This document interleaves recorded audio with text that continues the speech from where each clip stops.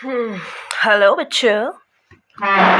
सो कुछ important previous year questions और जो इम्पोर्टेंट क्वेश्चंस हैं, ठीक है ना, इलेक्ट्रिसिटी में से वो मैं डिस्कस करने जा रही हूँ। क्लास 10th के लिए है ये सीरीज़, ठीक है, क्योंकि 12th का अभी एग्ज़ाम में टाइम है और आज वो केमिस्ट्री का एग्ज़ाम दे करके आ रहे होंगे, तो they will not watch, so I am making this series for only class 10th।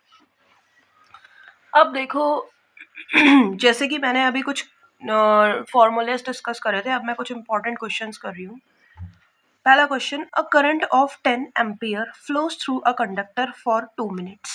ठीक है ना, एक करंट है जो कि कितने एम्पियर का है, 10 एम्पियर का, ये एक कंडक्टर में से 2 मिनट के लिए फ्लो कर रहा है। Calculate the amount of charge passed through the area of cross section. तो हमें अमाउंट ऑफ चार्ज निकालना है, यानी कि क्यू निकालना है।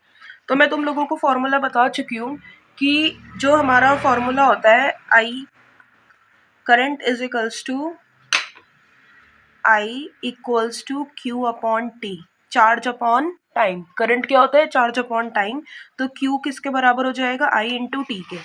ठीक है ना, तो करंट इसने दे दिया 10 एम्पियर, टाइम दे दिया इसने 2 मिनट्स। 2 मिनट्स मतलब कितने सेकंड, 2 इंटू 60, ठीक है ना, 2 इंटू 60 सेकेंड्स, तो यानी कि टाइम हो गया इसका 120 सेकेंड्स। सब कुछ SI में ही रखना है, कोई भी ऐसा नहीं है कि आपको बिना SI के रख लेना है। तो Q is equals to I into T, यानी कि 10 इंटू 120 एम्पियर इंटू सेकेंड्स को ही हम बोलते हैं कूलम, यानी कि इसका आंसर कितना आ गया, 1200 कूलम। दूसरा क्वेश्चन देखो, इसी में ही क्या बोल रहा है दूसरा question, if the charge on each electron is 1.6 into 10 की power minus 19 coulomb, then calculate the total number of electrons.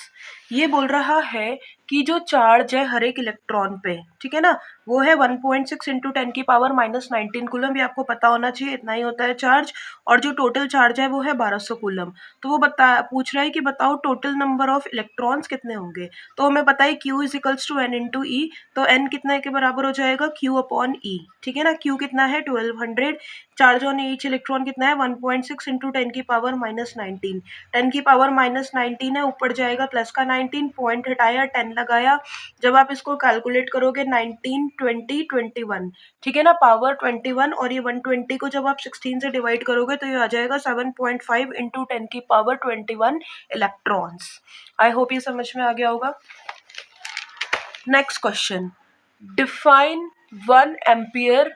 ठीक है ना, तो हमें ये डिफाइन करना है कि 1 एम्पियर कितना होता है। तो current is equals to, ampere किसकी यूनिट होती है, एम्पियर होती है SI यूनिट करंट की। किसकी SI यूनिट होती है, एम्पियर करंट की।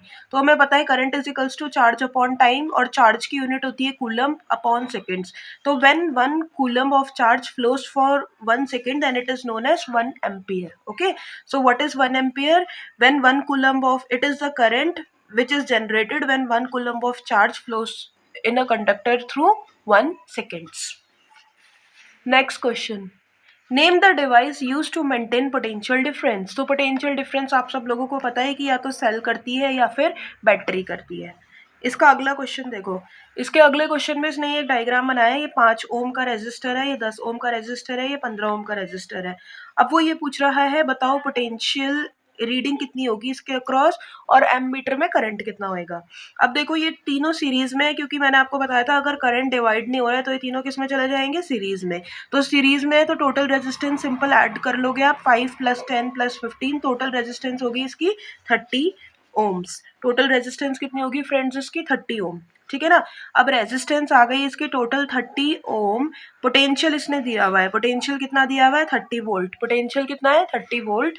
ठीक है ना, तो V is equals to 30 volt. अब हमें पता है V is equals to IR, तो I is equals to V upon R, यानी कि 30 अपॉन 30, यानी कि करंट कितना हो गया, 1 एम्पियर। ठीक है ना, अब देखो करंट कितना हो गया यहाँ पे, देखो R is equals to 30 ohm, V is equals to 30 volt, V is equal to IR, I is equals to V upon R, 30 upon 30, तो ओम्स लॉ है ना, V is equals to IR, तो करंट कितना हो गया यहाँ पे, 1 ampere. अब यहाँ से 1 एम्पियर का करंट चला, 1 एमीटर की रीडिंग आ जाएगी 1 एम्पियर, क्योंकि 1 एम्पियर का ही करंट चला। यहाँ से भी 1 एम्पियर का करंट चला, करंट कहीं भी डिवाइड नहीं करेगा, सीधा सीधा 1 एम्पियर जाता रहेगा। अब यहाँ से इसने इसके अक्रॉस पोटेंशियल पूछा है, ये सीरीज में है तो सीरीज में पोटेंशियल डिवाइड हो जाता है, पैरेलल में करंट डिवाइड होता है, पोटेंशियल सेम रहता है, लेकिन सीरीज में पोटेंशियल डिवाइड हो जाता है। अब इसके अक्रॉस जो पोटेंशियल होगा वो कितना होगा, I इंटू आर, यानी कि 1 इंटू 10 यानी कि 10 वोल्ट, क्योंकि करंट सबके अक्रॉस कितना है 1 एम्पियर। तो हमने यहाँ पे निकाल दिया कि यहाँ पर जो पोटेंशियल होगा इसके अक्रॉस 10 ओम रेजिस्टर के अक्रॉस वो कितना होगा 10 वोल्ट, है ना। इसके अक्रॉस कितना हो जाएगा 5 इंटू 1 वोल्ट यानी कि 5 वोल्ट, इसके अक्रॉस 15 इंटू 1 यानी कि 15 वोल्ट। तो मैंने तीनों के अक्रॉस निकाल दिया पोटेंशियल। नेक्स्ट क्वेश्चन देखते हैं। अब देखो सिंबल्स ऑफ इलेक्ट्रिकल सर्किट भी बहुत ज़्यादा इंपॉर्टेंट है। 5 सिंबल्स मैंने लिख दिए, बाकी आपको अपनी एनसीईआरटी से पढ़ना है। सेल का सिंबल ये होता है, ये प्लस होता है, ये माइनस होता है। ओपन की ये, क्लोज्ड की होगा तो सिंपल सा एक डॉट लगा देना। ये क्या है तुम्हारा क्लोज्ड प्लग की, ठीक है ना। ये तुम्हारी बैटरी है, ठीक है। बैटरी में बहुत सारी, अब 2 या 2 से ज़्यादा सेल्स जोड़ देना तो वो बैटरी बन जाएगी। फिर ये रेजिस्टर है, फिर इसको हम बोलते हैं रिहोस्टेड या वेरिएबल रेजिस्टेंस। इसकी रेजिस्टेंस आप वेरी करा सकते हो, उसका सिंबल ये भी होता है और ये भी, दोनों ही सिंबल ये रिहोस्टेड के है या फिर वेरिएबल रेजिस्टेंस के। Next question, nichrome wire of length L and radius R has the resistance of 10 ohm. How would the resistance of the wire change when only the length of the wire is doubled? पहला part ये कह रहा है कि एक nichrome wire है जिसकी length L है, रेडियस R है इसका, ठीक है ना, रेडियस R है और उसकी जो रेजिस्टेंस है वो 10 ओम है। कितनी है रेजिस्टेंस इसकी 10 ओम। तो ये पूछ रहा है कि बताओ रेजिस्टेंस कैसे चेंज होगी जब हमने सिर्फ लेंथ को डबल कर दिया। दूसरा, जब हमने सिर्फ डायमीटर को डबल कर दिया।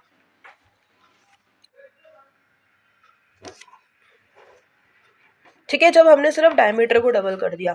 तो अब इस क्वेश्चन को अगर आप देखो तो यहाँ पे हमें पता है कि resistance is equals to rho L upon A. Rho क्या होती है, रेजिस्टिविटी। ये तो एक इंटरनल प्रॉपर्टी होती है जो चेंज नहीं होती, लेकिन जब हमने लेंथ को डबल कर दिया तो यहाँ से हो जाएगा are into 2L upon A.